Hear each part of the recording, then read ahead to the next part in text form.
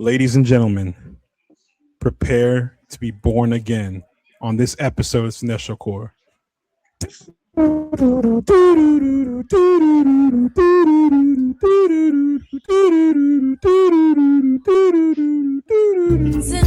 Core, the cast, it's your weekly gold mine. Stay tuned in, stay tuned in.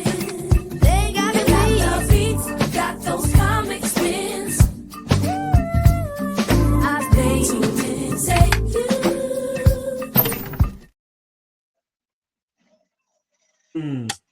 Welcome back to another banger episode of Cinestro Core. Your boys are back. About to talk to y'all about the very obvious big ass elephant in the room, Daredevil Born Again, as well as some other cool shit. But first, let's get right into the news. We need some news theme song music eventually. One of these days. Yeah, one of these days we'll get some news music. But speaking of news, before we dive into Daredevil Born Again and They Will Kill You in Undertone, we're going to talk about the news real quick. The trailer for the live action Moana has assaulted our eyes on the internet. I don't even know what to say to y'all, dog. This shit it looked like a 2-pack of ass.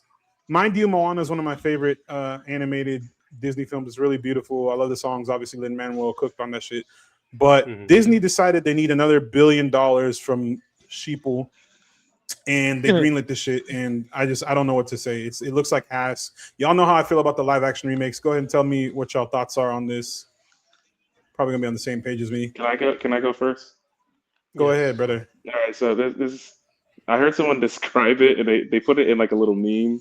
I gotta see if I can find it, and so you can post it on Twitter. Sorry, on the X, Twitter. whatever it's called now. Yeah. We don't call it that. We don't call it that. Like live action remakes used to be, I think it was 20 to 30 years like between each other, like the ones that Disney had done, and then it got to 20 years. Hawkeye up top. And then it got to 15 years, and then it got to 10 years. Because Moana's like not even 10 2 years. Well, no, I'm saying it's at 10 years. 10 years since Moana? It's exact. It hasn't. It's barely been 10. Oh my! Moana was 2016, I believe, right? Or 2017. We're getting old, boys. I was in high school when it came out. Yeah. So high school. So basically, who was in high school when it came out? I was in high school. I was in college. It was me. Basically, we're going to get to the point where it's going to be a simultaneous live action and animated like release of the same project. The Pacific Rim meme. True media dystopia. Yeah, they're like, we're gonna get a double event soon. Yeah, we're like that's. Unfortunately, I see that happening. But besides that, it's just again, we know like we know what it is. We know what it is. This is a cat. Like we know it's what it's for. Cash grab. Some buns. It's not Spider-Man. Don't be confused. He pussy. He running. He pussy. A bomba clot. Oh, he got the health plus. Disney we're playing Marvel Rivals, guys. I should have mentioned that.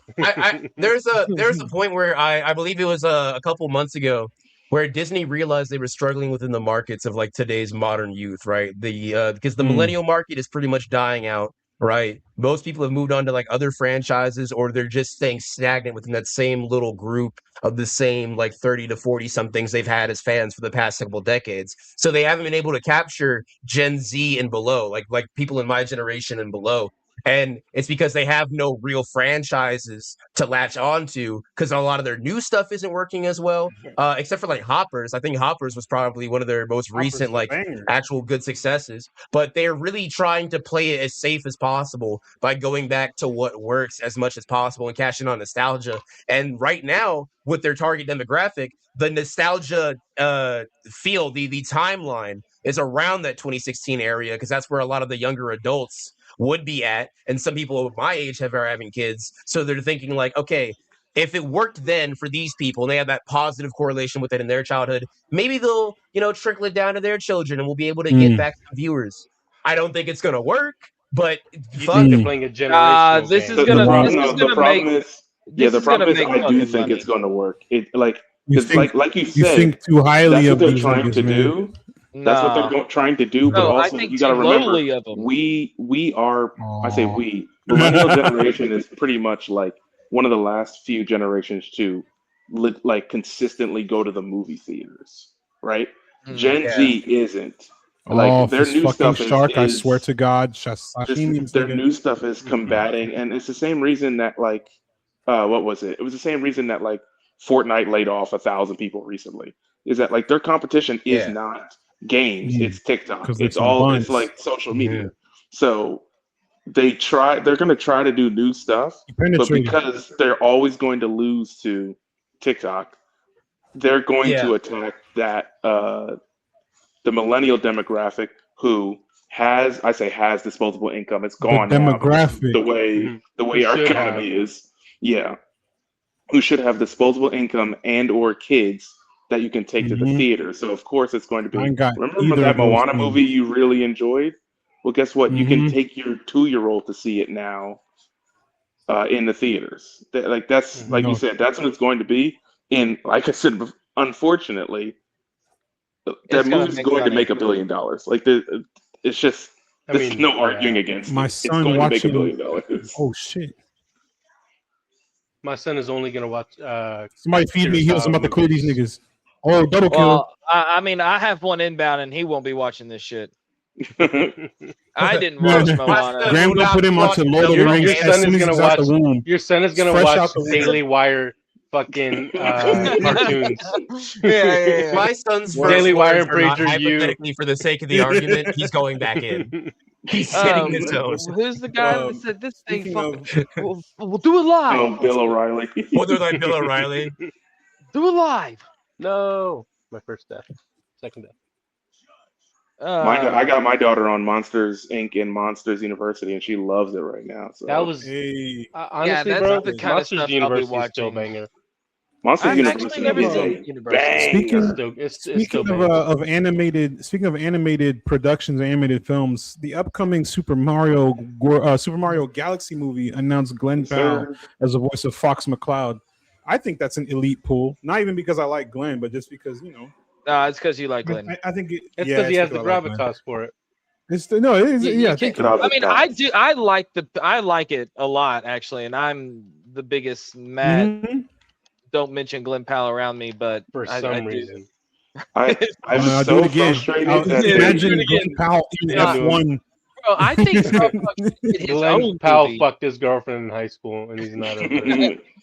I was so frustrated that they even like announced that. Nice, man. Yeah. Feed me. But then I realized like they did the same thing. They did the same thing at the last movie with Donkey Kong. Like a week before the movie came out, they were like, "Oh yeah, Donkey Kong's in the movie and it's Seth Rogen." And everyone was like, "Why don't you just wait for like the movie to come out?" So the fact that the movie comes out a week from now, and they're like, "Oh, Star Fox is in the movie and it's voiced by Glenn Powell."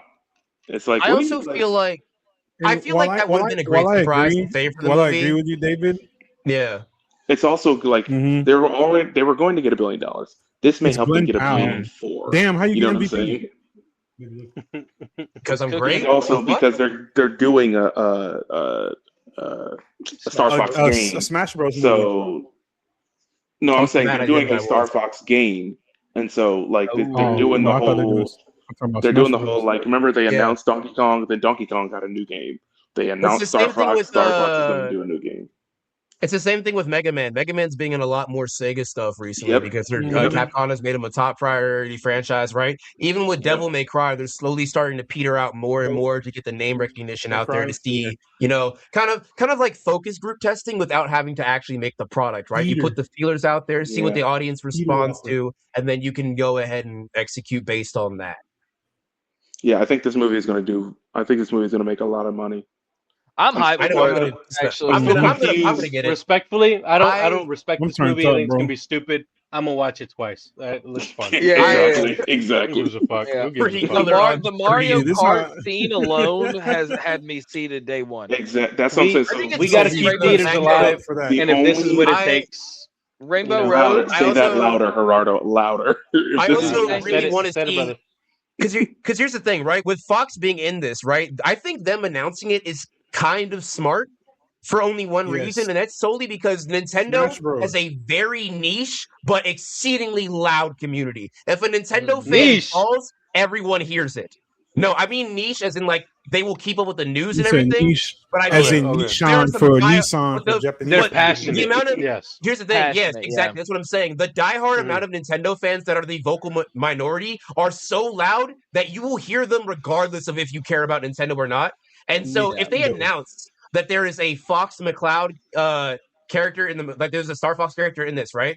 People are going to be thinking, okay, well, Hey, wait, Moon that Knight's on leads the to roof. Smash Bros. That leads to like several other movies that could possibly happen, right? day. Other spacefaring people, Kirby, Samus, right? Like my friend John and I were talking about this, where they could possibly lead in with other space characters and have them just be in the same universe. And I was like, that's actually a brilliant idea. Yeah. I think about it. They're doing the Zelda movie later on, so they essentially are. They're already doing they're doing a live action. They're gonna get to the. We're gonna get to a Super Smash movie, right? Eventually. Well, I think if you do, but I just want to see how they do things like what's it called? Fuck. They gotta bring Metroid in. Metroid, Star Fox. Yeah, thank you, Metroid. Like that's your sci-fi. All of it. Like, all kind of it. That's your, like, listen, if there is a teaser at the end of this movie for Samus Aran, that will get me to care. That will get me to care. That's the Nintendo property I care about the most. Samus. Who do you want to voice Samus? It doesn't matter. It doesn't Hunter matter. Schafer. No. I'm with it. She's already going to be Zelda. Okay, no, she's not. That's true. Also, she's Zelda? She is. I thought some other person got chosen. I don't mean this just because I Oh, want I'm sorry. You said like on my brain. You said Hunter Schafer. My brain like short circuited. Sorry. Yeah. No. I don't mean this like to have her. I don't mean her to have play like every single space cop ever. But I honestly think Brie Larson would be fun. I was going to say that, but she's already Rosalina. So that takes that away. She's Rosalina. Oh, yeah, right. she's Rosalina in this movie. Maybe. So they're going to get a big name. Remember, they're going to get a big name. Karen Gillan is Samus. Karen Gillan could do it. Elle Fanning could do it. Yeah. Not Dakota Elle could do it. Elle is hot. Right? Also solid pick. I want names who can voice act though. I don't want just like talented actors number 5. That's what you what's that guy's name? Who's not what they're going to do. Who's Rex in Invincible? Jason Mantzoukas? Bring Mantzoukas in. We need the heavy hitters. to be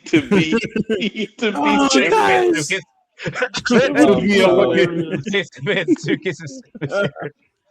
That would actually be funny. This Thor on me. He's touching me right now. It's not good. It's not fun. I'm having a bad time. I'm about to help. I'm cooking. But speaking of good times, the upcoming Denis Villeneuve. I keep butchering his. I'm sorry, big dog. I should respect. Big Denis. He's still French. It's okay. You don't really have to respect him. He's his upcoming Bond movie is looking at Wagner Moura for the villain role, and I for one am all for it because Wagner is one of the greatest. Yeah, he's just the star. That's what he is. He's too good. If you haven't seen Secret Agent, man please who watch should have it. gotten the Oscar for best. The Oscar. Agree. Also agree on that. I can agree on that. And I would have. I'm taking Michael B over him. Fuck Michael B. Jordan. That boy. Sorry, I gotta do what I gotta do. Boy got some weird blue inspired Jockey Creed, and all of a sudden he's everyone's favorite. Fuck that guy.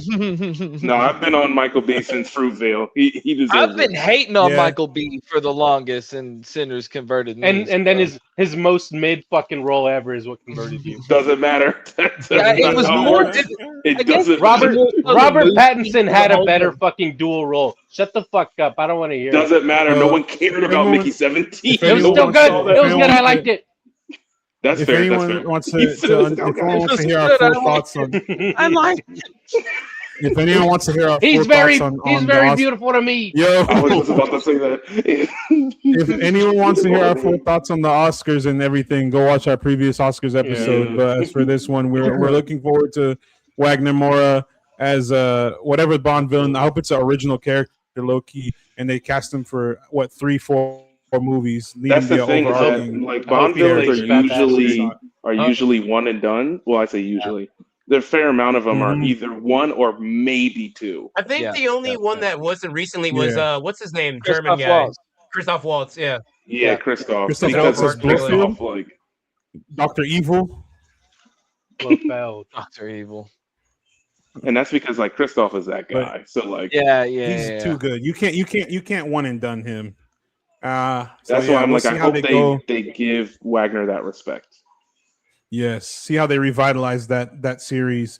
Speaking of revitalization, the Harry Potter TV series released a trailer. I haven't exactly seen it yet. I've seen some clips, some little shots, but I want to watch the whole thing. But what's everyone's thoughts on this? What are we feeling? So this was funny. I was watching it with my friends, and as a man who does not like Harry Potter, I've never been a fan of Harry Potter. I've always felt like Percy Jackson is the superior young teen novel. That's ridiculous. Ridiculous. Percy Jackson came out of your mouth for nerd loser. Never say that shit again. To me, Percy Jackson is for like the Disney adult white woman at your workplace. That's what I'm saying, bro. Or like that's for people who watch Harry Disney Potter. Let him finish his statement. Let him finish his statement. But like I didn't really care about Harry Potter because I've also only seen like 2 of the movies. I've only seen like 2. Sorry, I've only seen 3 of them. I can't get into it. That being said, I watched this trailer and I was like, okay, that's interesting. Well made. I'm at least curious. I like how it's shot because it feels very. I don't know how to explain this, but I've been watching a lot of Game of Thrones recently, and it has that Game of Thrones grind to it when it gets to Hogwarts. Here we go, son. Here we go. He just put behave. He just put watch more TV. I don't even like Game of Thrones like that. But show some fucking respect. What is wrong with you? That is the most egregious shit you've ever said. That is up there. I mean, it fucking looks wild. like it looks well shot, but to me, it literally because they're spending $100 million per episode. That's why I wouldn't say well shot. I said it looks well produced. It looks expensive. But I don't think it's like shot anything we've seen. Anything crazy. I think it's almost shot for shot Sorcerer's Stone, and I'm like, then why the fuck didn't we need this? If you're just gonna remake I'm so glad you said now that. We're gonna get the dragon egg. That's a perfect segue. Why do we need it? My friends had the same conversation. He's a diehard Harry Potter fan, and he was kind of like, "There's no need for this." No, what the fuck? I also Nobody don't asked really for know. this. But Nobody asked for it. Here's why. Right? Yeah. I compare Harry Potter to basically every other big franchise. Right? You have your Star Wars, your Lord of the Rings, your all of these. Right? Each of these franchises averages like 10 to 12 years between remakes. Yeah. From Tobey Maguire to Andrew Garfield, from the prequels to the sequel trilogy, from Batman, from Christian Bale Batman to Pattinson. The Batman. Like a lot of these average 10 to 12 years between the remakes. Right? Harry Potter's going on 15 to 16 years. Yeah. That number one. That's why. Wait, are you counting? Fantastic I think this is getting made because Universal probably has less digits than it's used to, so they're trying to get younger fans. Well, it's not Universal. And I get that. No, Universal. I'm talking. They want more people to visit the park. That's what I think. So yes. I feel like there's probably like all of those. The fandom is dying down, especially with like the shit that J.K. Rowling says. Fuck her. It's lost a lot of the fans either to age or to politics, and they're trying to revitalize it for financial reasons. Like they want more money. I say like we said earlier about because in spite of it being her franchise, J.K. Rowling is probably one of the biggest brand risk in history. Like we were just saying about the movies and the fact that like attacking the millennial it's this.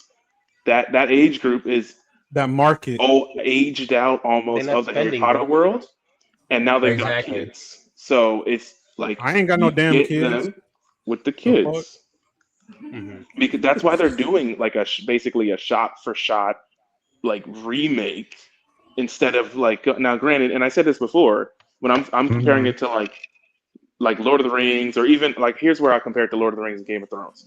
Both of those. Oh, this is kind of hard. Look at that MVP. They have magic. Both of those properties, not just magic. Both of those properties are deep enough, and even Narnia to a degree are deep enough where you can expand on it for shows. I don't Right, think because Harry right, Potter. Narnia instead of Percy Jackson, that would have made way more sense. Yes, But Harry Potter's Narnia is not. Yeah. I don't think Harry Potter's deep enough for you to do 8 hours of an hour long, like a season of 8 hours of TV, and do 7 seasons of that. Even like, I don't think it's deep my enough. problem is yeah. Go I ahead. just Go think ahead. it should show more of the other schools. To me, that's like a big thing that they can expand upon. But even and that's like depth, a but, season of work. Well, I mean, not necessarily. You can sprinkle it. You can do like say each season is like one. Here's what I'm episode thinking they're gonna do, right? Because they're going to obviously have to go through the storylines of the movies, right? There is a lot, from what I've learned from fans of the books, there is a lot in the books that can be touched on that isn't 100% shown in the films, right? They have an African wizard school? Put me in there. That's what I'm saying. It's never mentioned in the books. Magic Academy. But what I'm saying is there's a lot of material that they have to go off of, right? But what I'm thinking they're more than likely going to do is something similar to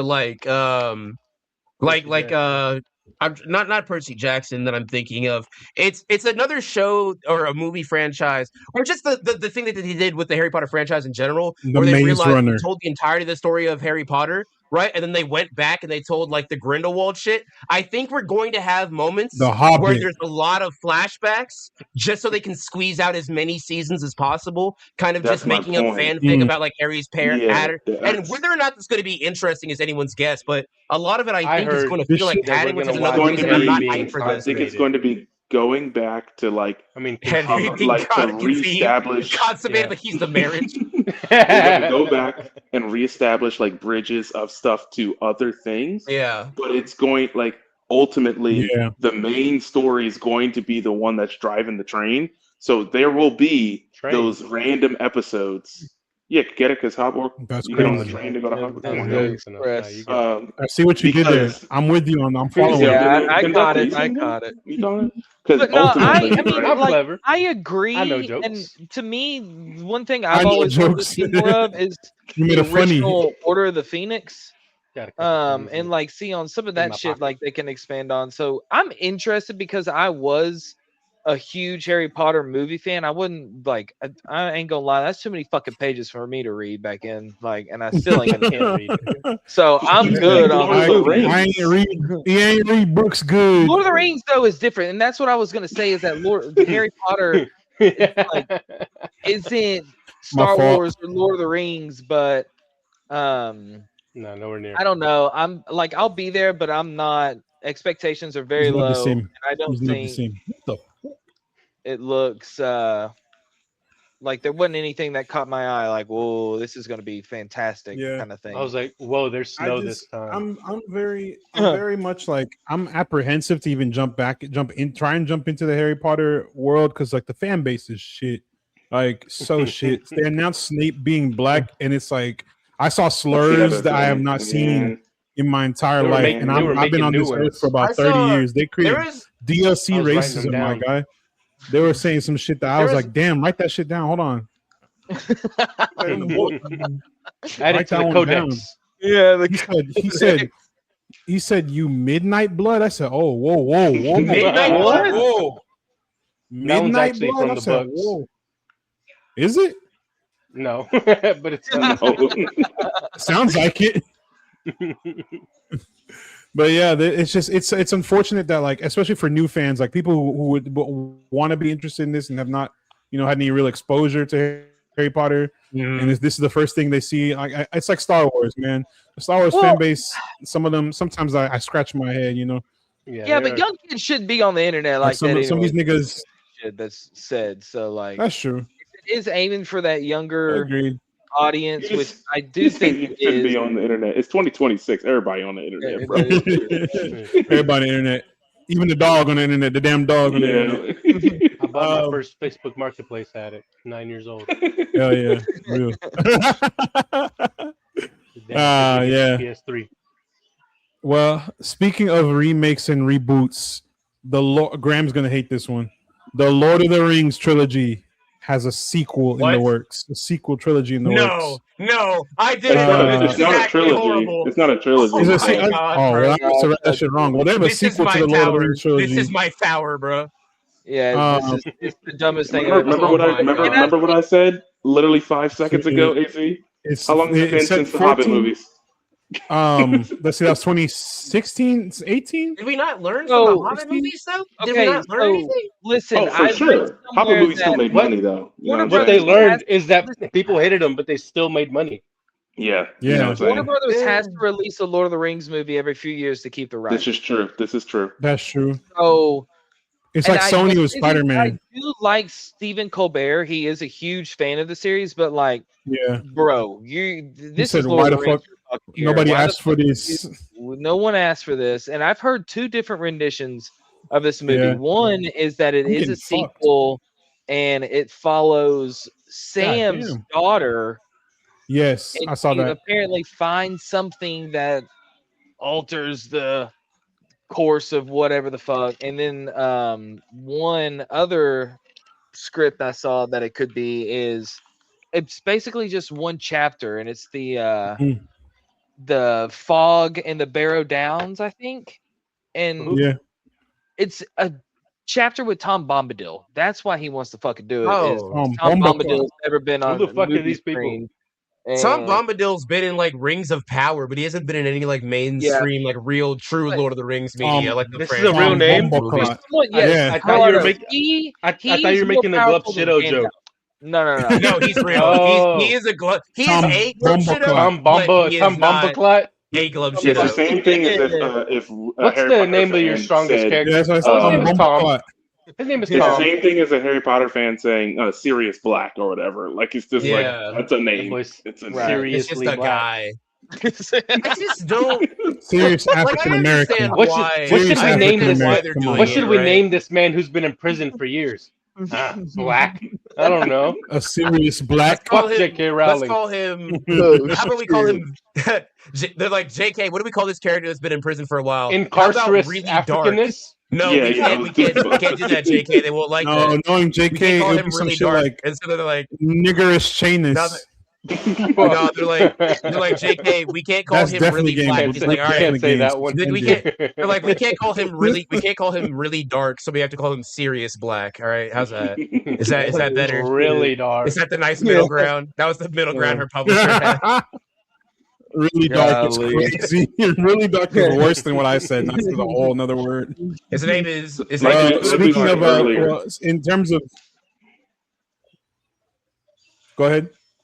I said, like we said earlier, that nothing new under the sun because people like all of the properties that we've just been talking about have been like during the millennial time period. So the younger crowd is not buying movies. They're not going to go see things. They're trying to get the Tung Sigur or whatever the fuck.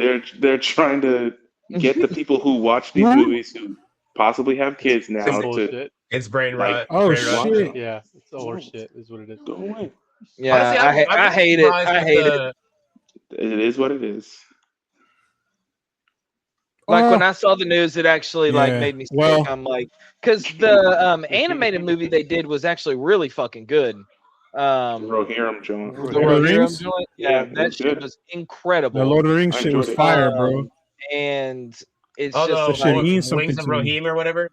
Yep. Yeah, it's gas. Like, dude, we're getting cooked, fellas. This is we are actually. We're getting not me.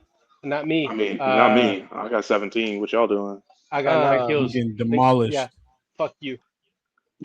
But if you want to talk about a world that has, 3 different eras, well, like you can do anything in Lord of the Rings. You can do anything, and I don't know. I just don't have faith. The one thing I guess that kind of is that it has a movie budget, so it'll look better than Rings of Power and have a little more production, but it also could be a Hobbit situation where it's CGI to shit and all the magic is gone. And it's gonna be some buns. It's gonna be some dog ass. Yeah, I don't have faith in it. I hate it. My favorite. Well, let's hope that they do a good job of, shit. Oof. We did horribly. They put it in my butt. Even speaking of putting it in the butt, what's next? What's next on the docket? I was just gonna say, like, it's interesting that they're rebooting all this stuff. Hopefully, that they can breathe some new life into Lord of the Rings. We'll see. Maybe they can make it be born again. But speaking of born again, we're here for our main topic: Daredevil, Born Again, season 2. Speaking what of the hell going on in Daredevil? Daredevil reheated again, baby. I have never been just so blank faced in a premiere in my life. Man, the opening is the opening. No. See, I'm on the opposite side. I disagree. Let me ask you guys. Let me ask you guys this, because I need to know if I'm crazy. On the right side of things. Look. With the action this season, does it feel like the hits have less impact, or am I insane? They don't feel like they're weighted. They don't feel like they're weighted to me. No, they're more weighted because Matt is. Yeah, AZ, you're on the wrong side of history. I don't know. It just the action doesn't feel as good to me. I liked the fight in the first scene. It was very Winter Soldier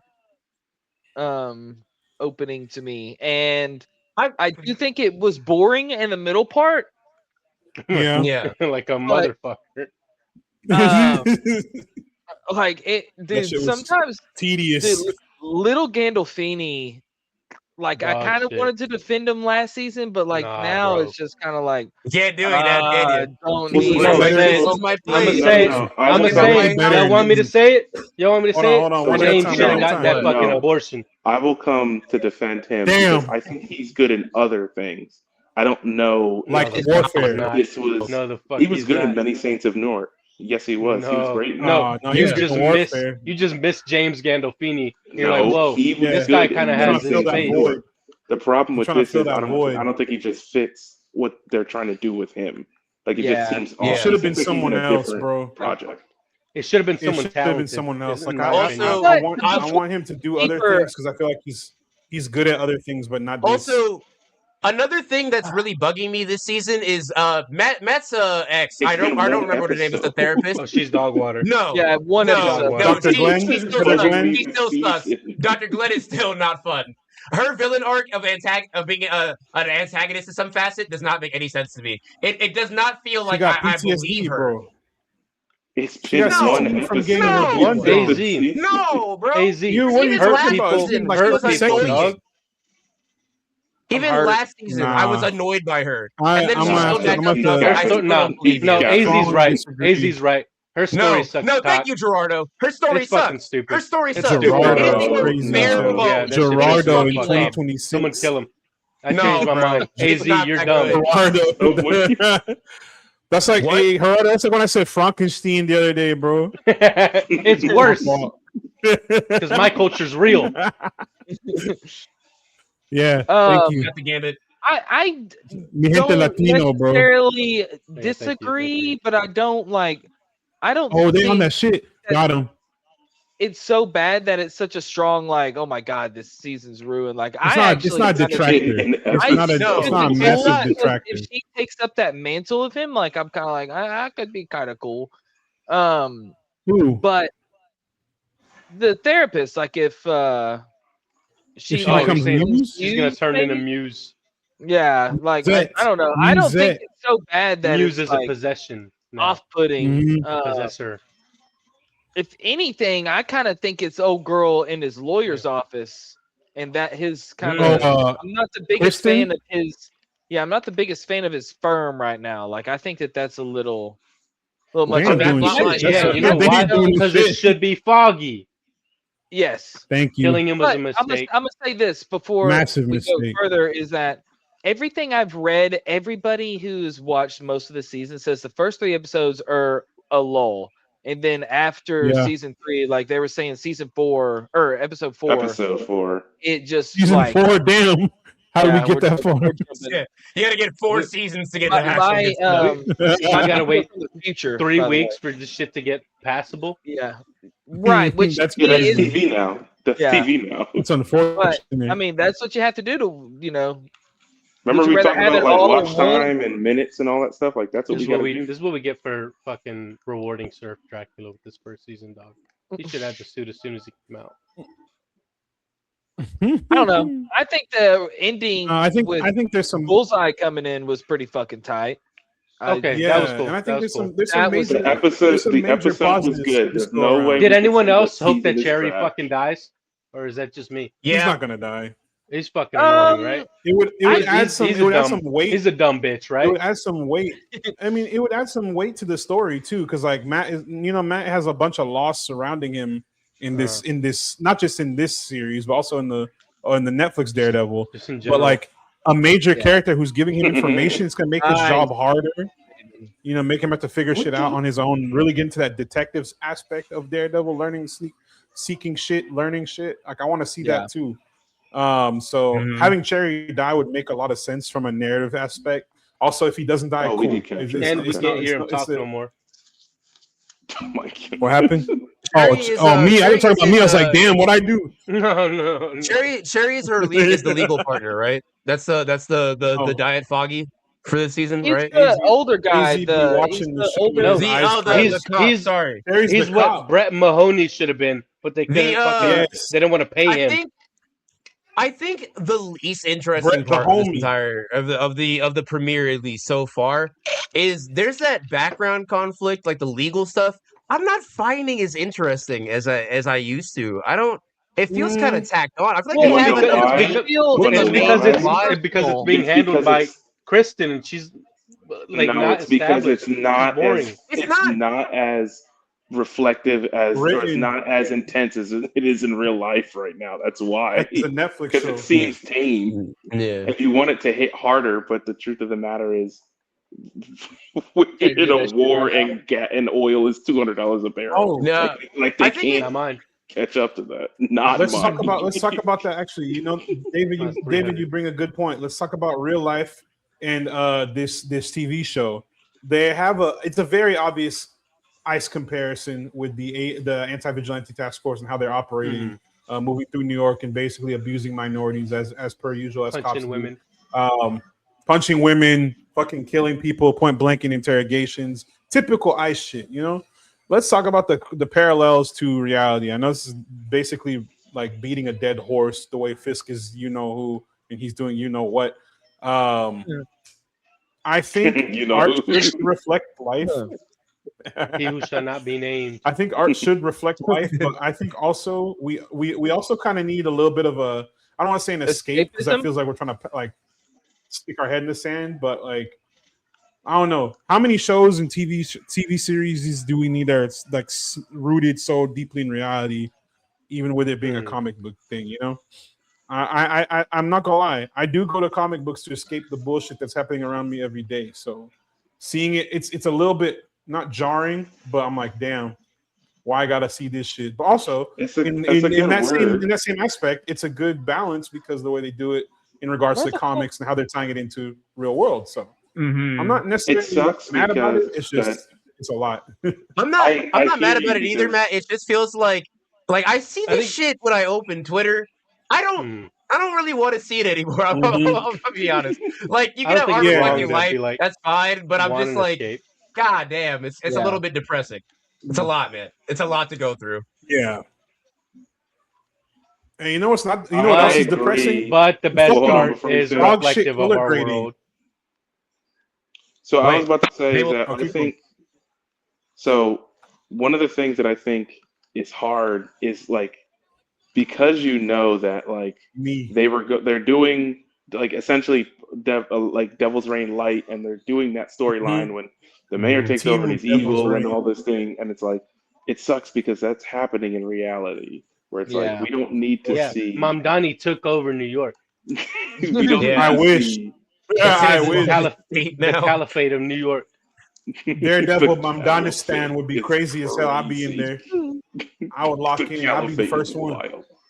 That Mamdanistan, Ayatollah Mamdani. I get it because it's kind of like it's almost like, yo, let's go into space for a little bit. Like, where the Guardians at? Let's go do something else. Let's go on a different planet. Yeah, like, is this the same franchise as the Talking Raccoon? Why are we in a fascist dystopia? Yeah. But like Matt said, like you kind of want both, but like a good balance of both. But it's also it's not like up to them for us to have both. That's where it comes down to us being able to balance what we watch and like balance like and that's why the content we consume, so that it's not just fascist like 24/7. Because think about this show finishes somewhere in May. We get the Punisher on the heels of that. At the same time, April we're gonna have what's it called, The Boys in April, which is also gonna be heavy on the fascism. So that's it's gonna feel one. like That's another one with The Boys. What do you mean? Homelander's the good guy. It's just what are you talking about, dude? Good guys who watch Daily Wire videos. Where like a lot of the nothing wrong. where like Homelander and Soldier Boy are supposed to be mirrors for the audience. Do you not? You don't understand. There's a point we're just reaching with our media where I feel like too much of it is not too much. Like I don't want to sound like one of those guys. It's like stay in your lane, art. Don't be political, but it's the way that our art is becoming, a lot of the media is becoming political in the sense that it feels not like it's actually saying a message. It feels very surface level, like fascism is bad, like a one battle after another, or like or even a fucking. You know what actually it feels like? But see, I don't think it feels like. It feels like a Falcon and the Winter Soldier when Sam does that speech. And he's like, "Government, do better." That's all these feel like to me. I don't feel like that's the case. I feel like it's clear. I feel like The Boys, especially The Boys, like it's clear. The Boys is more clear. Homelander's doing, and like I'm using The Boys as an example, but like it's being like, "Hey, this is bad." It's clear what you do above fifth grade level. Like what you do and your stance on it is up to you. Here's what we're presenting you. Here are the facts, right? And so the reason why people got pissed at Civil War is because Civil War was like, where they're not taking a stance on whether or not whatever this president is doing is bad. Like those hard extremes because they're easier to digest. They don't have to think too much or infer their own. Right. To which when you watch Civil War and you go selling lemonade, like they show Jeff. When you watch Civil War, and if you can't see Wagner Moore's character, and then when they go to that utopia town and talk about how messed up it is, that they're just like, we're not getting involved. Like, if you can't infer about why you shouldn't be acting like that when there's fascism around, that's on you. Yeah. That's a reflection on Superman did it together. Same thing. So it's like a lot of these do it in a great way too. Yeah, I think a lot of these hit it on the nose. It's going to be like, here's what it is. Kind of hard to miss David Cornsweat. Here's what it is. It's up to you to like determine how you like what you think is good or bad. We're just showing you this is kind of crazy, right? Yeah. But if you it's not that crazy, then you're like, all right, well, we need to stay away from you. That's a good thing about art, though. Luis always says this when we talk about stuff like this. It's like, you're able to pull your own perspective and opinion from what you watch. Obviously, if someone's like, well, I think that Fisk is doing the right thing, obviously you need to put you in a dark place and never see you again. But for the normal people who are like, okay, he's doing this evil shit, how does it relate to the real world? How do we combat this? Obviously, I can't put on a black suit and go beat niggas in the middle of the night, but I can find other ways to resist tyranny.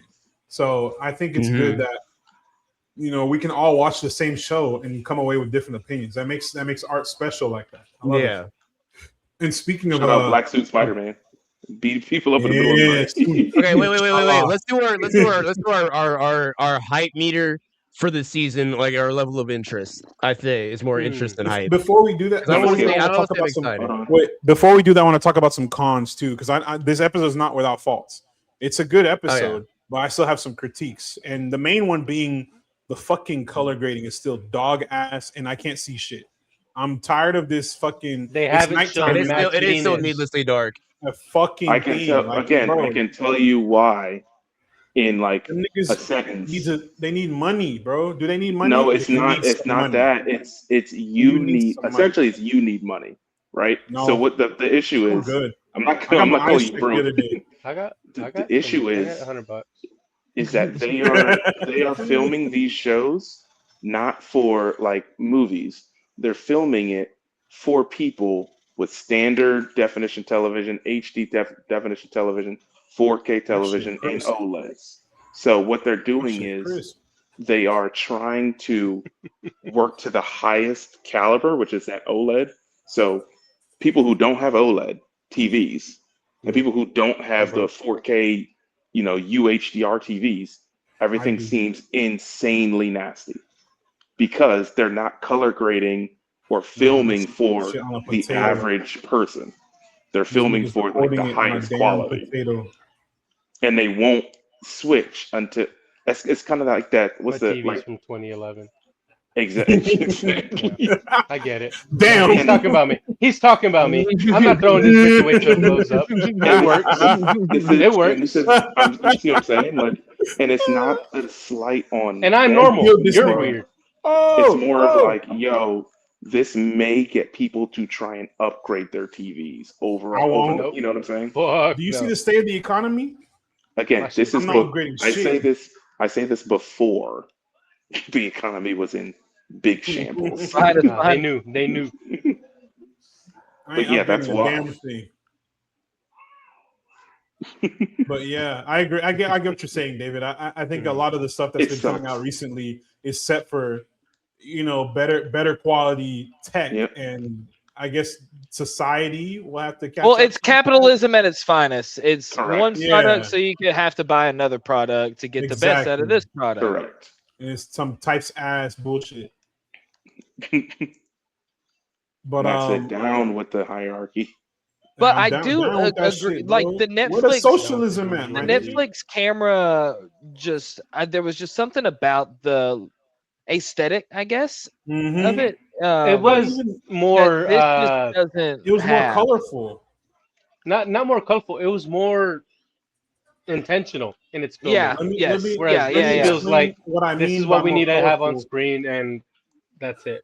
Yeah. You remember when they had like those hallway shots where he'd fight and it'd be like yellow in the background or blue in the background? Instead, we just get him punching niggas in the dead of night and like it looks all blurry. The only shot that I really liked that was like darkish, hard to see was when he was on that camera and all you see is the red. Obviously, he's wearing a black suit, but the red shows the Daredevil logo. It's clean too. That shit's sick as fuck. I wonder if they're ever going to explain like a lore reason why he has the 2Ds, or if they're just going to let it rock.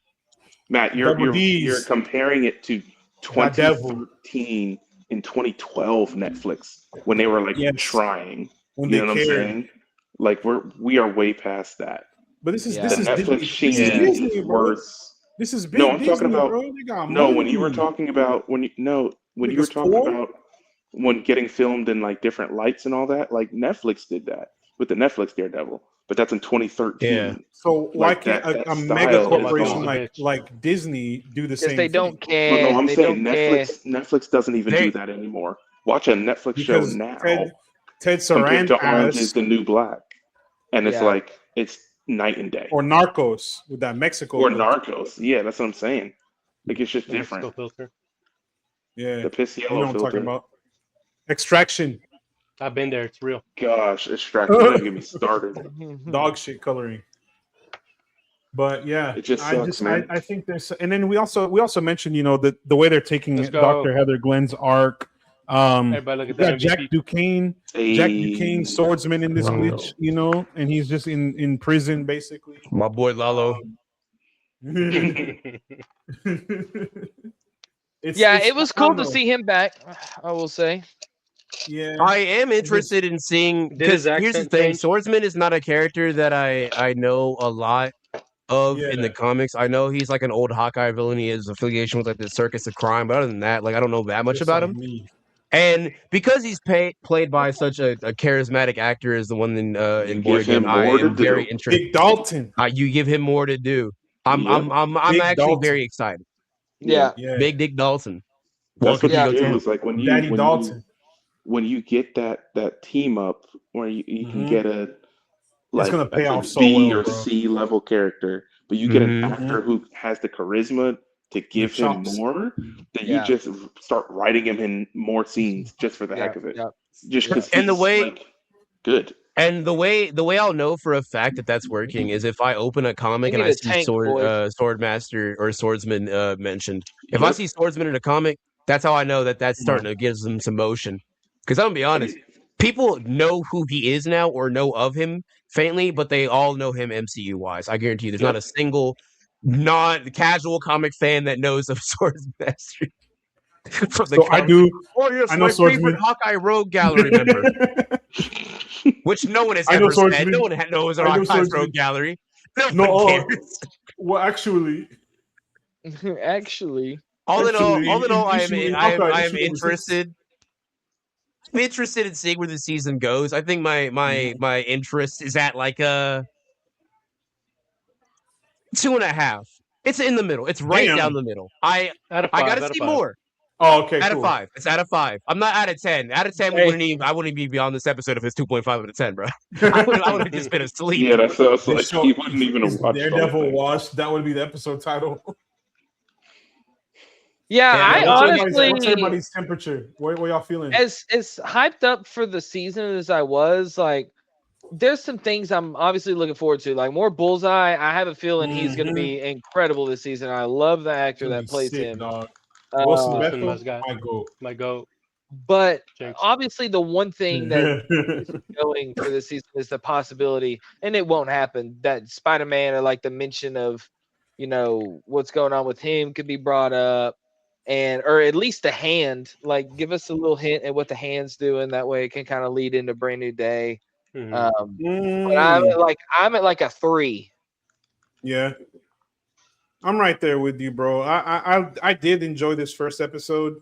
It's a change of temp for me versus the last season, because I was how I was cooking the fuck out of it. I was like, nah, bro, ain't no fucking way. I thought last season was good, and that's I mean, it's subjective, but I don't know. I just love Charlie Cox as Daredevil. I think he is perfect.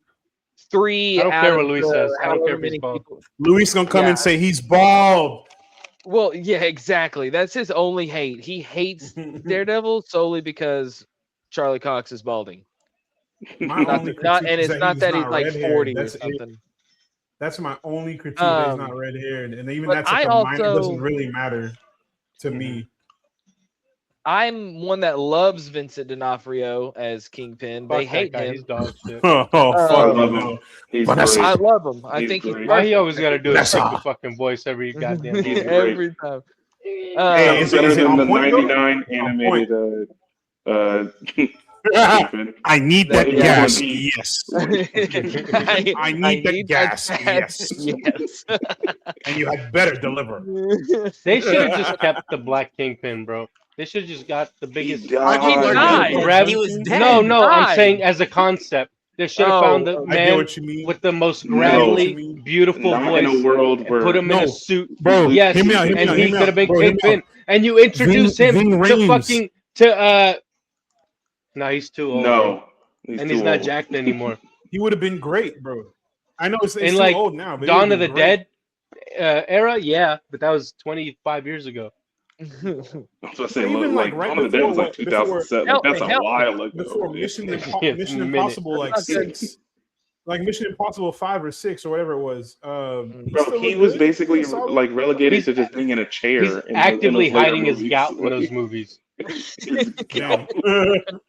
Damn. Love him to death, but no, he couldn't do it. Well, let me do it, bro. Me and Gerardo in here. Buck it, yeah. I'll buck up. I don't know if there's any like really good replacement. Honestly, never mind. Yeah, I think Matt. You know who I would like? Honestly, no, if they went the Black Kingpin angle, you know who I'd actually like? Keith David. Kingpin. I'd love that. Who? Oh, Keith David would be sick. He's also old now. He's also old as fuck. It's okay. Hey, he's old, but he can still stand at least. No, but you need to have the. You need to have the physicality. Sorry, AZ is the guy who played. You remember Friday? Who was the motherfucker who was stealing shit? Debo. Is he alive? Tiny Lester. Tiny Lester's alive. A long time ago. All the good ones died. Fuck. I swear Tiny Lester's alive. Hear me out. Kevin Michael Richardson He's not physically imposing. Bro, he's big. He's not. He looks so friendly. No, Kevin Michael he's one of the Richardson is a friendliest big niggas teddy ever. bear, bro. He's gonna be like, what about Jordan Peele? No. Jordan Peele's black, right? I love Jordan. Work your Yo, what about former President Barack Hussein Obama? Hussein is fucking crazy. Magic. Well, I hope whoever we cast in our future fan cast episode will kill it. And speaking of killing it, let's talk about They Will Kill You. This movie made me want to kill myself. I was not having a good time after a certain point. And let me rephrase. I went into last week. We watched Project Hail Mary. Going into Project Hail Mary, I was like, this movie not gonna be good. It's gonna be buns. I left that theater. I was like, holy shit! I watched some beautiful music. I watched David, some we don't beautiful trust you. With that in mind, Ryan Gosling being bad, that was never going to happen. That's going to happen with Starfighter. What are you talking about? I walked into that's a Star Wars movie, not a space movie. That's different. It's space. Fuck you. That's different. The stars. Those aren't in space. That's an IP movie. That's different. Okay, no, you're right. You're right. I went to They Will Kill You thinking, okay, if Project Hail Mary was good, and I was doubting, maybe this will be good too. Because I'm like, okay, it's Zazie Beetz fucking niggas up in the hotel. I was horribly wrong. Horribly wrong. It is not good. Do not see this movie. I'm actually so AZ and I will talk about why the movie is actually pretty decent. David, I'll let you go. I'll let you go first. No, so I'll let you give your 2 this cents. movie. Don't listen to Matt because Matt's wrong. This movie is listen to me. Very reminiscent of the first Ready or Not, where they have a concept. I didn't see it. So that's why I'm explaining it. Stop getting defensive. Matt's like, what's that? Ass. Why doesn't this make sense? You haven't said anything yet. Why doesn't it make sense? That thing you haven't clarified. Why? The thing I don't know. Why come it not? It don't make sense. How come movie not go good? How come movie not look good? Why come I can smell Zazie beat BO through the screen? Dang. I love the concept of this movie, and I love how it was executed with this different style. It was reminded me of the first Ready or Not, where they were cooking with gas, and then they decided, let's make a sequel for like money. Whatever goddamn reason. For money. I told you the reason. Because the first money. That's the reason for every sequel. And they made good money off a small budget, so let's do it again, and let's add our sister. And it was like, but you don't need to do so. This one felt more similar to the first. They put Catherine Newton on my screen again after I said I don't want to see her after Ant-Man. But that's not her fault, bro. Her Ant-Man and Quantumania is not. Did she sign the line? Did she sign on the contract? That's a cross. You think? Okay. She got paid. Go ahead, AZ. Not me trolling. I'm sorry. I say this with all the respect in the world. Catherine Newton was born to be a cashier at a fucking Michael's. That woman should never. Goddamn. I fucking hate that bitch. That's She's insane. so dog shit. That's insane. She's one of the reasons that movie sucks so fucking bad. I don't want to hear it. That's fucking crazy. Fuck He Catherine said, Newton. put the groceries in the bag. Put my colored pencils back in the bag. Put my markers in the bag. Are you talking about the one who's the lady from Severance who's in this movie? No. We're talking about Ready or Not too. We're talking about Ashley Lane from Quantumania. You're talking bad about Severance. Are you on cocaine? Ass Man in the Ass. Quantumania. Ass Man 3. My first episode, I think. Quantumania. No, yeah, it's like it's with this movie. I'll say this: I wanted to enjoy it, and I did enjoy it up to a point. At some point, it lost me, and I was fucking with the whole. She's going in there, she whooping niggas' ass. I was like, oh shit, go Zazie Beetz, go. And then they started doing some bullshit, and I was like, what the fuck just happened? It took me out of the film, and I get the whole. It's a satanic cult. They're sacrificing people. Cool. Did it get like supernatural? I told y'all it got Sam Raimi. I tried to tell y'all earlier. And it got Sam Raimi. They should have saved that. But like Sam Raimi is like Darkman or Evil Dead. Sam Raimi washed the fucking example Raimi. Yep. I don't want to hear this. No. Yeah, I don't like the Raimi.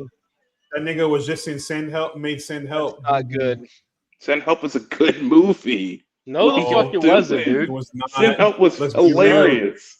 No, you just watch so much dog shit that when a movie's fine, David's like, that was pretty good. David's mind has been demolished by these type of films, bro. Yo, I had to see Gridiron Gang. I probably would have liked it. Hey, we dog. don't talk about Gridiron Gang like that, bro. Gridiron Gang sucks. I don't want to hear it. That's the best. Longest yard. Thank you. That's the best rock movie of all time. No, it's not. The rundown is. We've been over this already. The game plan. Let's talk ball. Let's talk ball. The game plan. The game plan is the game plan also is pretty top tier. Yeah, but here's no, the thing, back to Day Will Oh yeah, go ahead. Continue your negativity. Yes. I was just gonna say, like, I don't like how, like, I like the concept of, okay, it's a satanic cult. Okay, the devil is he needs a sacrifice. That's like normal, like occult type shit, right? Not hard to follow. I feel like it could have been executed differently. It could have been executed Tuesday to the U.S. government. Yeah, this Epstein ass movie, bro. They were sacrificing niggas and like eating people up. I said, I know what this is. I know what you are. But no, it could have been executed way differently in a way that would have made it like it didn't feel. It felt so jarring. If that's what I'm trying to say, it felt very jarring. And then they had the devil inhabit some fucking pig, and I was like, all right, bro. Well, all right, bro. What do you mean? That's classic. Yeah, it's kind of literally all right. classic. David, are you ready to tell this nigga why he's wrong? Are you ready for us to just jump in right now? All right, so look. So boom. All right. Off rip, I'm giving this movie a 3 out of 5. A 3 out of 5. This is crazy. Hold on, everyone, audience. This motherfucker said last week that 2.5 for Project Hail Mary, and this is a 3. Cancel yourself. You want to know why? You want to know why? Because I did not, unlike Project Hail Mary, I did not check my phone with this movie and be like, yo, is this still going? I checked my phone with this. You ever seen that GIF of that little kid going like this? Project Hail Mary. Toy that lights up. That's AZ when he sees fighting. Action. All right. One of my favorite movies. Why? Ooh, blood from me. Look. This movie is not. It's not your Schindler's List. It's not your Dune. It's not anything good. Schindler's List sucks. Stop talking about it. I want to stress this enough. It is not a movie. It is not a movie that is meant to be good in any fashion. This is throw it on, popcorn, enjoy, delicious slop, and I'm here for it. Also, it is so much fun. I thought at first this was going. Keep in mind, the reason I'm giving it a 3 also is because my expectations were in hell for this movie, Matt. Mine are hell. I'm talking worse. I'm talking lower than I had Primate level expectations for this movie. Now, see, Primate, you knew that one's gonna be dog ass, bro. And then I saw this movie, right? And when it got to that opening sequence of her in the bedroom, that action sequence, first off, I was like, all right, you had my curiosity. Now you have my erection. That was amazing. There is a point. It is, for one, it is one fluid shot. And I love when they shoot things like old school kung fu movies where there is no cuts, one consistent shot of action. Beautiful. That's my shit. Yes, I love that.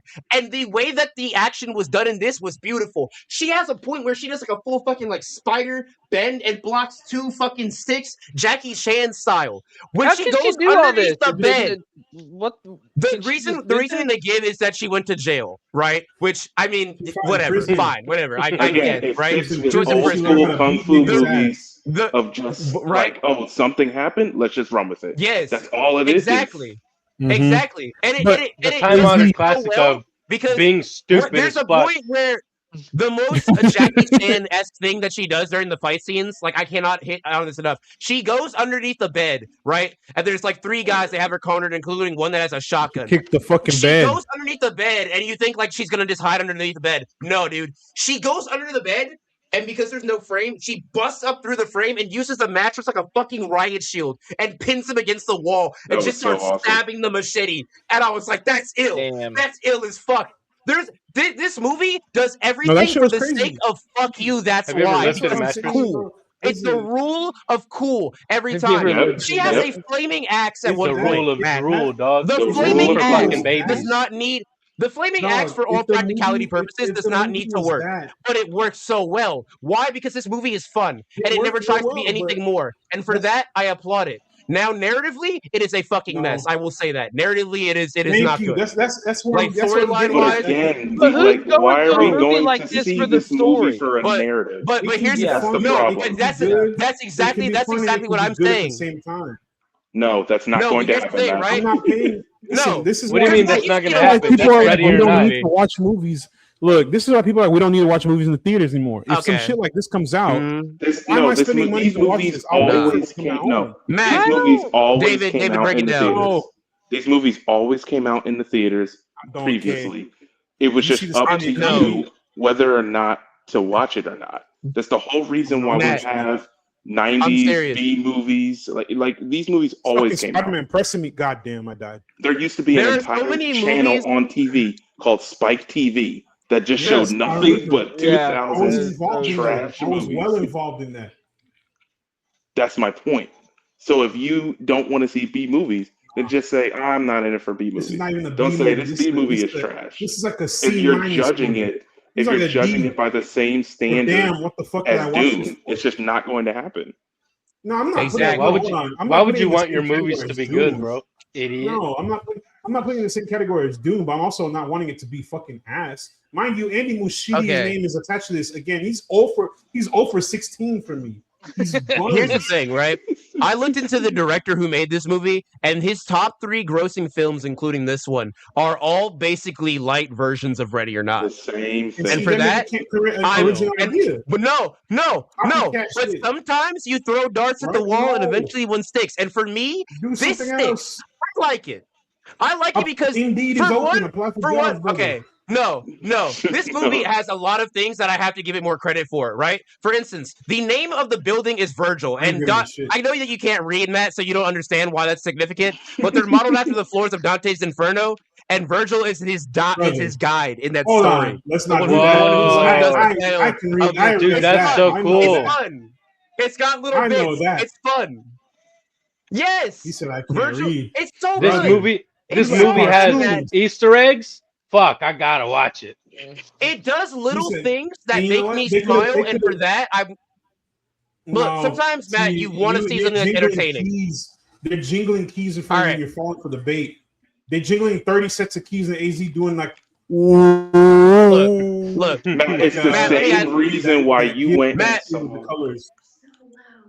me ask you something. You went to the movie theater and you enjoyed F1. It's the same thing for you. Whoa, that movie is no, disrespectful. You're not putting F1 in that. That's disrespectful. You don't put F1 in that in the same. That's crazy as hell. Jingling keys for people who like racing movies. That's all it is. I don't like racing movies. I like F1. David. F1. Jingling. Show some respect. No, I didn't say it's. I'm not saying it's the same. David, movie. I'll kill myself in front of you, bro. Watch I'll it. change the entire trajectory of your life. Exactly. You better end it if you don't stop playing. F1, bro. F1. Whether you like racing movies or not. So first of all, me, it's different. So the fact that you're stuck on me saying F1 proves my point. That F1 was well made. F1 was well made. Was it as a predictable ass story? Absolutely. But it was well made. It's pretty well made for what it is. But do you understand what like B movies are? Look, Matt, let me blaxploitation movies are. Like the mini genres within genres. That's what this movie is. It's a mini genre. It's not Black Dynamite, bro. Well, here's the thing, right? This movie is a movie. Here's the thing. This movie doesn't take itself seriously. If Sony made this, it would have tried to take itself seriously. It would have tried to actually play it straight and have you fucking spit in your face and have you enjoy it, right? If Sony made this. This movie knows what it is. This movie made me miss Venom. That's how bad it was. And for that, I pride myself in enjoying it. This movie made me actually miss Venom. That's and also on top of that, right?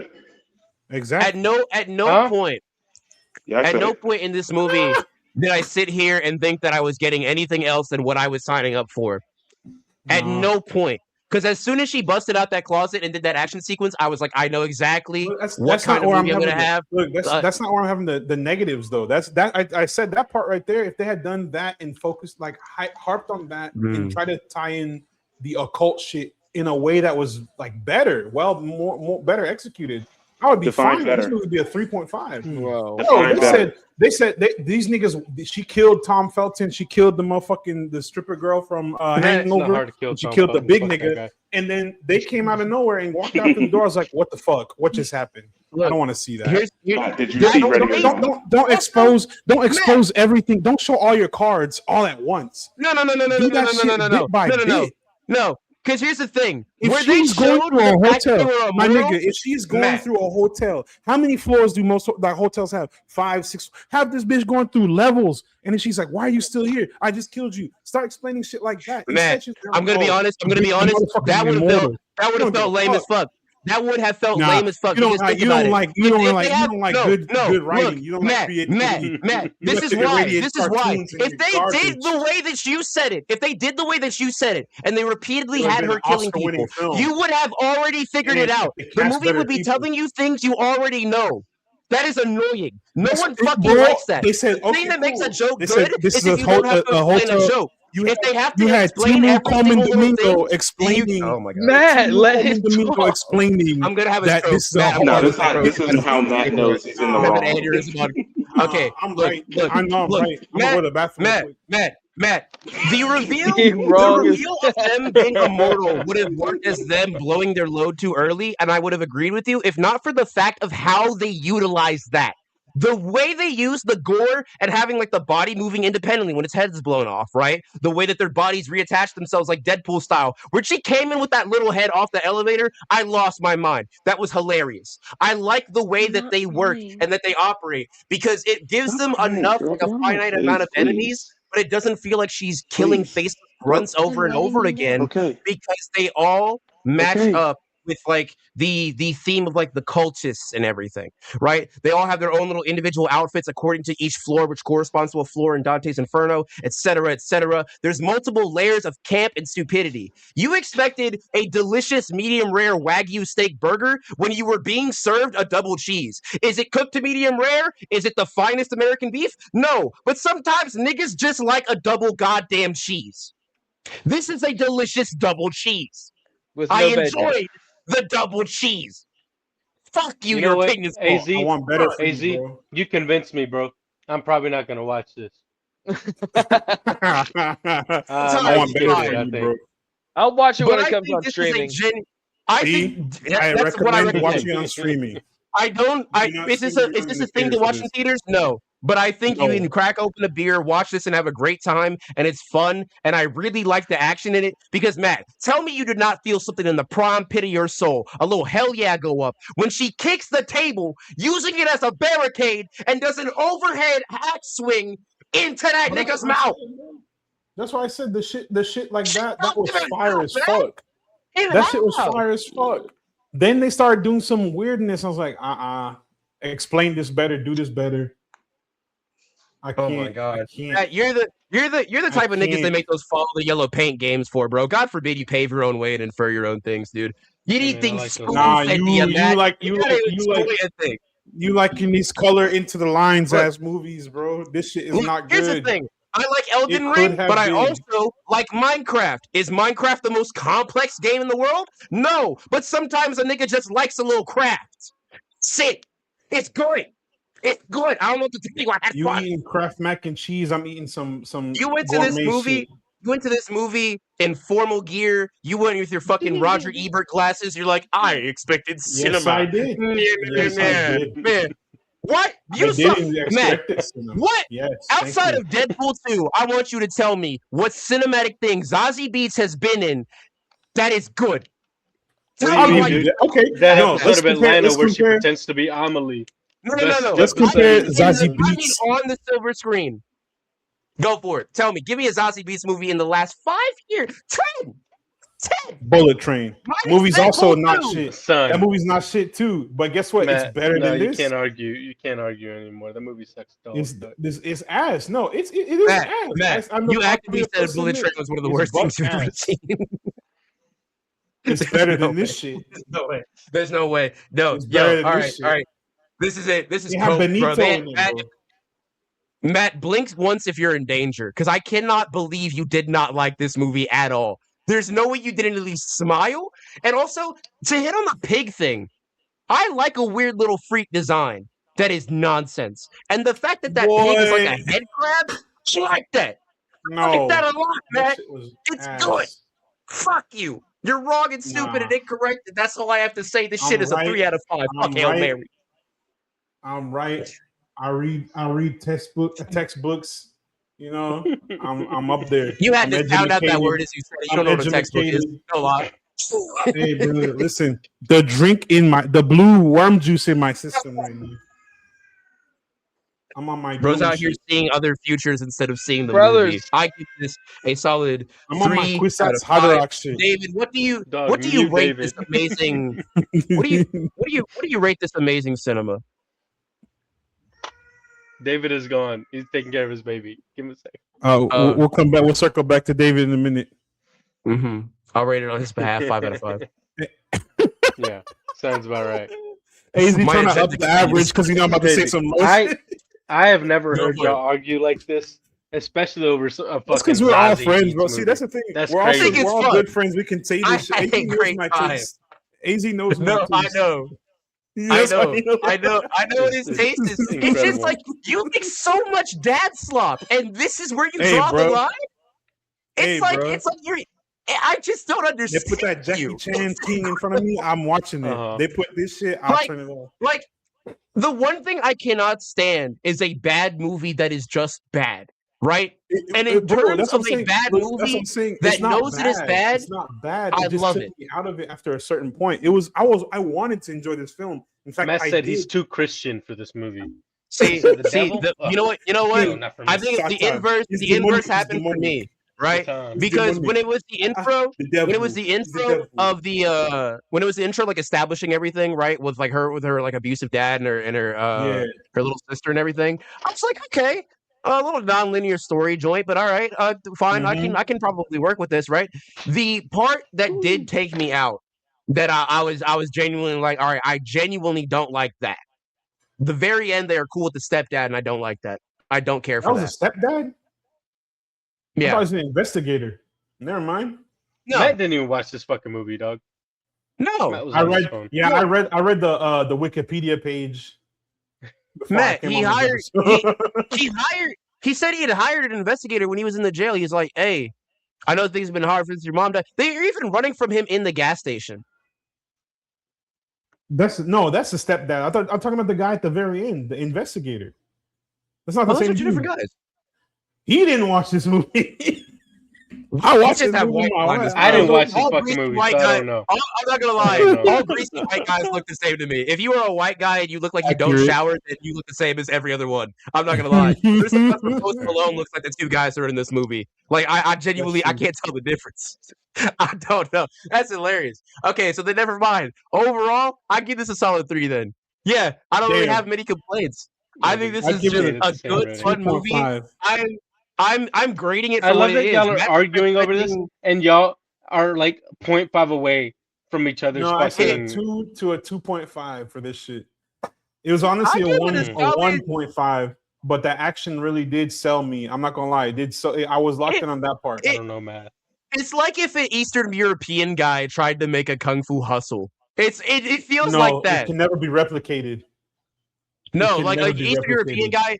No, I mean like an Eastern. No, I said try. That's why I said try. I didn't say he succeeded. Kung Fu Hustle is a 5 out of 5. It's just a 3. Don't even try to. All right. Don't even joke live. But, don't even try and replicate that shit. It's so incredibly campy and just ridiculous. Not a single point does this movie ever go and be like, "Hey, take this seriously. Take this seriously. Why are you laughing? This is a serious movie, guys. All right? She karate chopped a man in half with an axe. Why are you not being serious?" Let's talk about the kills real quick too. I did enjoy a lot of the kills that at the very beginning they were fucking insane. Like that first action sequence in the bedroom. I like how they did it too, where like the creeper man comes in, he's like breathing hard, doing this weird ass shit, and like he disappears for a second. And I was like, oh, okay, it's one of those movies. He's behind me, isn't he? Type shit. And then she immediately beats this nigga's ass. I was like, all right, that's when the movie started at 3 for me right there. That's what I love too. Because they got right into it. They didn't even just like sit around, right? They didn't just like sit around and faff about, with their thumbs up their asses and be like, is there a cult? Is this supernatural? What's happening? Ooh, they get right to it, right to the meat and potatoes. And I'm like, that's good. That's good. I didn't even think of it as blood in their hand too early because the way that they continue to play that hand is fun. Mechanically, the way that their limbs and bodies work, right, is certain parts of them can move independently of one another. So there's a point where one of the ladies gets her head blown clean the fuck off. And the her eyeball? And her body is moving like crawling after Zazie Beetz, but it can't see her. So it's just kind of inferring where it's at and it turns the wrong way. But then there's the eyeball, which can see. And the eyeball rolls around and tracks them through the vents. And I'm like, that's good. That's a lot of fun. Crazy.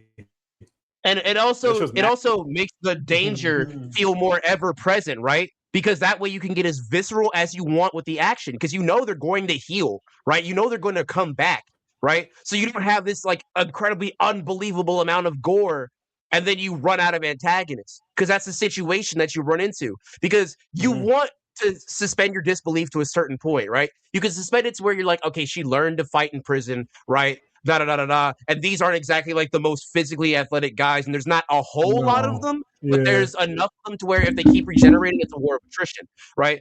But if it were like the Raid, where there's like floor after floor of gangsters, right? Which is what I was expecting, low-key, I'm not gonna lie. Where she's like a special... But think about it, man. That guy in the Raid, he's special forces. He's SWAT. He's equipped for that, or at least even her. Look at her motivation and her abilities, dog. She's like, I gotta save my sister. She has that ability, but I feel like if it was like insurmountable odds plus their immortality, you would not believe she makes it past the first room. Think about that. That would be almost impossible. I think the way she cleared that room out. The way she cleared that room out, and if she just kept moving, like if let's, for example, let's say the concierge lady didn't greet her at the first entrance, and like that comes like floor 2 or 3, that would have been way believable. She's clearing out floor after floor, searching for her sister. Like, where's my fucking sister? Da da da da da. And then the Lily's like, you know what this is? You're the sacrifice. Blah blah blah. She's like, fuck you, bitch. Where's my sister? I'll fuck you up. Like, I also really like that too. I really liked how because of her sister effectively abandoning her younger sister is almost down to stay with the cult, and she just socks her in the face. She's like, "You're fucking coming with me." I don't know what she thought this was. My hand is in half. We're going. I loved that. Because at first I thought it was going to subvert my expectations, and then it was like it pulled the Project Hail Mary, where it's like, "No, this is not for good reasons. You're coming. You're going. You have no choice. You have no decision in this matter." And it's just so well put together. I also love the way that the demon is presented, right? Where it's this discarded pig carcass with bits of like tendons and viscera hanging out of its neck. And you write the names upon its flesh as like parchment paper, sort of like an old school Crucible witch's ledger kind of thing. The Book of the Devil kind of thing, like a Necronomicon. I loved that. I liked that a lot. And I felt like the action sequence when she gets her immortality as well is very well put together because she doesn't have to. She doesn't. Yeah, go ahead. Where she doesn't have to like worry, where she doesn't have to like focus on the restraint and like the survival. And I also really do like how they mentioned off rip they need her alive for the sacrifice, so she can kill them as many times as possible, but they're not going to be going for overtly lethal strikes. And I love that. And even it adds a tension to it, like when she's going with the flaming axe in the ballroom, clearing through multiple people. I was looking at those flaming bodies, and I was like, "Oh my god, when are those going to get up? They're going to get up eventually." She has to work fast, like she's in a race against the clock, right? There were so many ways that this movie would take the little pieces that it uses and build them into something great, right? And I think this is the greatest version of this movie they could have made. I would genuinely rewatch this movie and show it to people because I think it's fun. I think it is a good popcorn flick. It has cult classic material. And I also love a bottle film where it is shot in one contained location, right? That's why I like Evil Dead Rise so much, and that's the same way I like this. I like an apartment building, and it's just a confined story in that, and I like the way the different floors were themed. I just love this movie more than I thought I would, so I'm gonna up it. 3.5. It's still staying at a 2 for me. 3.5. I think purely because I know what for a you fact I mentioned won't be watching. what you mentioned too about this being with the Dante's Inferno references, I would have wanted more. I would have wanted more of her. Let's go with that. I would have wanted more of her going through each level of the hotel. That would have been special, dude. That would have been crazy as hell. If this movie was longer, I would definitely agree with you. But for the hour, 30 minutes, it moves brisk. It moves very fast, and I feel like it does. It uses the most of that hour and 30 minutes that it has. I'm with it. I feel like I agree that with that, if it was longer, it would have made more sense to do that too. But also, I don't know, man. I had a lot of high hopes going into it. So maybe that's just me. Maybe I had my expectations a little too high. Should have known better. It is what it is. I know Zazie Beetz makes fucking 2 movies, bro. Like this is still a 2. All right, that's fair. I guess that's fair. We got to let bygones be bygones, and we especially got to do that because we are at the end of this immaculate episode of Cinestro Core. Give yourself a round of applause, fellas. Everybody clap. Can we get some claps in chat from our live studio audience? Thank you, studio audience. We appreciate y'all. All of y'all back there, I appreciate you. Yeah. There will be gift bags for everybody who's in this audience today. Thank you so much for watching this foolishness. We greatly appreciate you. I recommend, though, any movie we talk about, like we say, go out and see it for yourself and form your own opinion, and comment down below what you thought of the movie whenever you see it. Because I think me and David are right. We're on to something. But if you want to be on to something, if you want to be on to the know-how, the inner workings of the movie industry, really know what's happening backstage, get with our boys over at the Backstage Experience. David, if he was not in the doghouse right now, would be able to give us more information. But unfortunately, David can't. So I'm going to do my best to explain his job because they are able to work with a lot of studios and a lot of directors and a lot of filmmakers and actors and writers and so many different moving parts of the production and film industry, really giving you the backstage experience, quote through and through, giving you behind the scenes looks and interviews and trailers and your first interviews with different talents and different people that you fancy. So if you really want to get that in-depth look that we can't provide you because we don't got funding, go on over to the Backstage Experience at all platforms and tell them we sent you. They won't know, but please keep doing it. Also follow me at Tari Singo on all my platforms except for my Instagram, which is at Big Papa Tari. I do YouTube videos. I'm currently working on one for my favorite Invincible character, Dinosaurus. Hopefully, it will drop Wednesday. Oh my god! I'm hoping. I also wanted to give people time ugly ass character in this show. He looks hideous in the show, and I will have my thoughts on that. But I do videos on like comics and pop culture and movie. Kind of what I do here. If I like something, I'll talk about it. I also have a new series dropping soon with my buddy Isaac called Check This Out, because my friend Isaac apparently has seen 5 movies in his entire life. So I'm showing him pretty much almost every movie that I love. I'm being hyperbolic. Bring that man on the podcast. I have some questions. We're going to be going through different movies, and I'm going to be showing him them, and we're going to be doing like a movie commentary, like his first reaction to them. We're going to be first going through the Bayformers movies because he's not seen a single one, and I'm very excited. God. Watch the first one and then don't watch the rest. No, the title of the video I've actually said is going to be showing Bayformer movies to my friend to induce psychosis. Like that's because by the time he gets to the 5th one, he's going to be very angry. But I'm very excited for that. Everything also, past, even the 3rd one, I'll give him the 2nd and 3rd one. But everything. Also, follow me at twitch.tv/TariSingo. I'll eventually have streams going up there again. I don't know when I'm going to get my internet fixed and be able to stream, but eventually I'll be able to do streams with the guys. We'll be doing a bunch of different games. Crimson Desert just dropped, so I really am looking forward to doing that because that game is about to become my new personality. It's so fucking good. And last but not least, while you're following amazing people, follow the main folks themselves, us, the gang, the squad, the goon squad themselves at Cinestro Corp.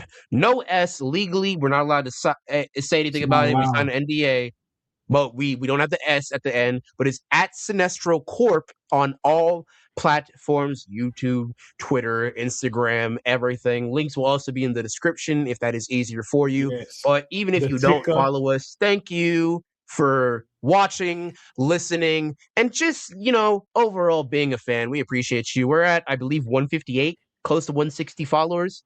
We're almost there, bro. If we can get to 160, the goal is to get to 200 by the end of the year. Honestly, if we can get anything past it, if we can get to 500, that'd be nice. But if we can get to 200 by the end of the year, that'd be fantastic. But whatever, every follow counts. Yeah. All y'all are appreciated. We love everybody who jumps in with us each week. Share it with your friends, family, your neighbors, your dog, your enemies. If you got enemies, share. Maybe they'll like us too. I don't care. If they want to kill you, show them a podcast. Yeah, if they got the blade to your throat, bro, gun to your head, just be like, hey, real quick before you boom my shit, please watch this episode. Like, listen, I understand. Listen, I understand. Please, you can kill my wife, you can kill my daughter, you can kill me. Please follow. You'll never kill this podcast. Please like and subscribe before I die. Please, please. He said, "Let me tell you something, Red. Let me tell you something. Red. Subscribe to the court." Anyway, well, with that being said, love y'all. Peace. Love y'all. See you at the movies. Great. See y'all at.